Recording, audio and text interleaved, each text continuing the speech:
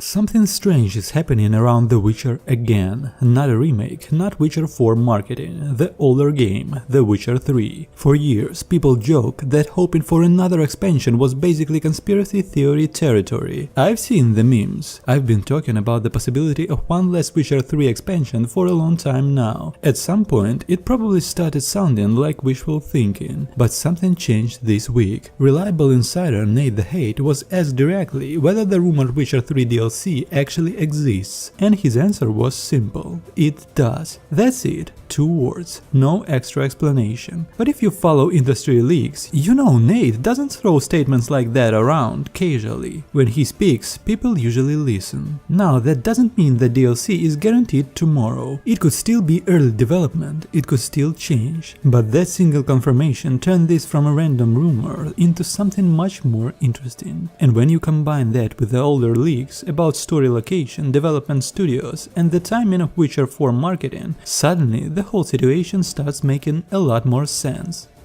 At first glance, the idea sounds strange. The Witcher 3 released in 2015. Blood and Wine already felt like the perfect farewell to Geralt. He finally got peace. To Send gave the story a sense of closure that most RPGs never achieve. So why return now? The answer might actually be simple: timing. CD Projekt Red is preparing to start the next saga of the Witcher universe. But there's a long gap between games. A lot of players finished Witcher 3 almost a decade ago. Some new players never experienced it at all. Dropping one less expansion would bring everyone back to the continent. People reinstall the game, they replay old quests, they talk about Witcher again. From a marketing perspective, that kind of momentum is extremely powerful. But there's also a real danger here. Blood and Wine set an incredibly high bar. If a new DLC feels rushed or unnecessary, fans will notice immediately. I still remember finishing Blood and Wine and thinking, this is one of the rare times a studio actually respected its ending. Touching that legacy again is risky. The only way this works is if the DLC doesn't try to replace that ending, but instead adds something meaningful, something that connects the past with the future of the franchise.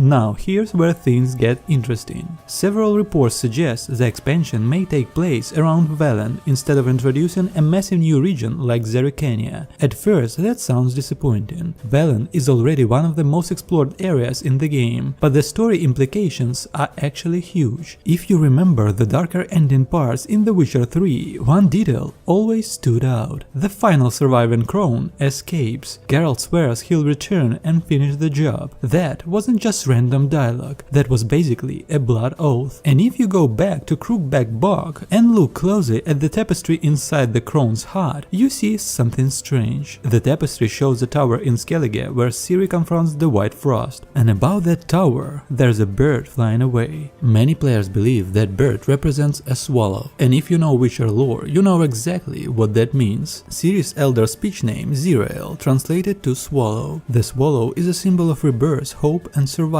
which leads to the theory that the crones actually glimpsed Ciri's fate and realized she survived the White Frost. If that interpretation is correct, it solves a huge narrative problem for CD Projekt Red. It means Ciri is alive regardless of which ending players experienced. And suddenly, a Velen-based DLC focused on hunting the last crone doesn't feel random anymore. It becomes the final unfinished business of Geralt's story.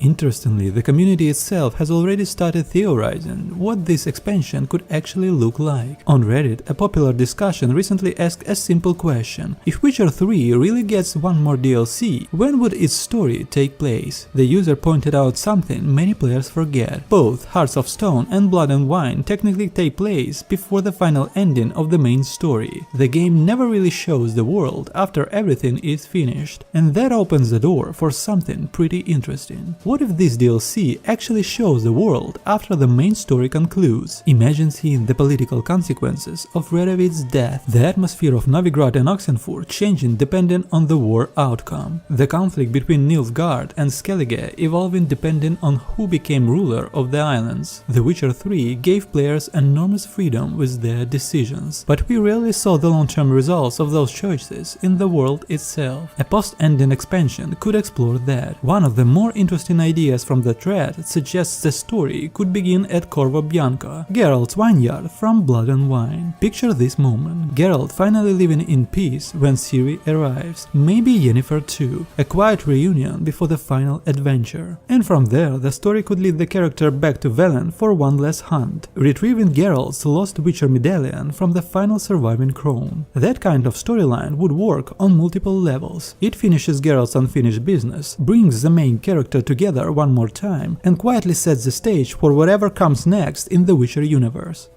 Now step back and look at the bigger picture. Witcher 4 is approaching its marketing phase. CD Projekt Red already confirmed the game will appear at Unreal Fest as part of their technical presentation pipeline. If a Witcher 3 DLC released before that marketing push, it creates a perfect transition. Players return to the world, the community starts discussing Witcher again, and then the studio reveals the future of the franchise. From a business perspective, that sequence is almost too perfect. There's also another angle people are talking about.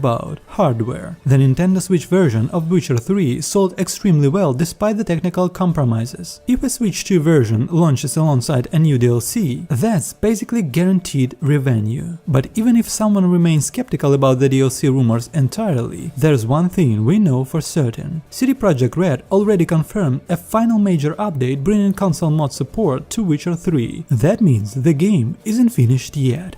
Right now, nothing is officially announced, but the pieces are starting to line up. A reliable insider confirming the DLC exists, story threads in Velen that were never fully resolved, a studio partner already working inside the Witcher universe, and the timing of Witcher 4 marketing slowly approaching. If all of that connects the way it appears to, we might actually be looking at one last journey through the Witcher 3 before the next saga begins. And honestly, stepping back into that world one more time doesn't sound like a bad idea. If this expansion really happens, it could serve as the final hunt of Geralt's era and the quiet beginning of Ciri's. Thanks for watching. For more updates on The Witcher 3 or other gaming content, don't forget to like and subscribe to my channel. Until then, stay safe.